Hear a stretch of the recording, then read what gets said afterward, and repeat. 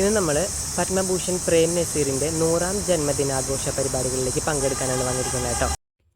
നമ്മളിപ്പോഴേ programme coordinate ചെയ്യാൻ കൂടിയിട്ടാണ് നമ്മൾ എത്തിയിട്ടുണ്ടായിരുന്നത്. അപ്പോൾ രാവിലെ തന്നെ സ്റ്റേജ് അറേഞ്ച് ചെയ്യുന്ന ആൾക്കാരും സൗണ്ടിൻ്റെ ആൾക്കാരൊക്കെ ഓൾറെഡി അവിടെ കാര്യങ്ങളൊക്കെ സെറ്റ് ചെയ്ത് തുടങ്ങിയിട്ടുണ്ടായിരുന്നു.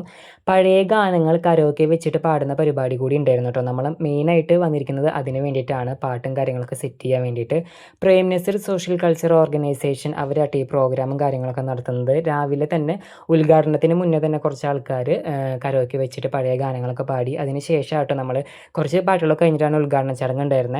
ചടങ്ങിൽ നമ്മുടെ ഫിലിം ആക്ടർ ശിവജി ഗുരുവായൂർ അദ്ദേഹത്തിനെ ആദരിക്കുന്ന ചടങ്ങ് കൂടി ഉണ്ടായിരുന്നു കേട്ടോ. പിന്നെ കുഞ്ഞുമക്കളുടെ രസകരമായിട്ടുള്ള ഒപ്പന, അതുപോലെ തന്നെ കുറച്ച് മുതിർന്ന വ്യക്തികളുടെ ഇൻഡിവിജ്വലായിട്ടും ഗ്രൂപ്പായിട്ടുള്ള ഡാൻസും കാര്യങ്ങളൊക്കെ ഉണ്ടായിരുന്നു കേട്ടോ.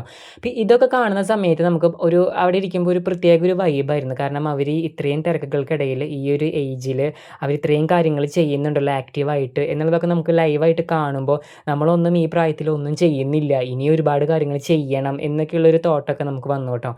ഇതെല്ലാം കണ്ടിട്ട് ഒരുപാട് കാര്യങ്ങൾ ഇനി ചെയ്യാൻ പറ്റുന്നുള്ള ആത്മവിശ്വാസത്തോടെ ആയിട്ട് ഞാൻ പോന്നിട്ടുണ്ടായിരുന്നത്. പരിപാടിയെല്ലാം നല്ല ഭംഗിയായിട്ട് അവസാനിച്ചു. അതിൻ്റെ ഒരു ഭാഗമാവാൻ സാധിച്ചതിൽ ഒരുപാട് സന്തോഷമുണ്ട്.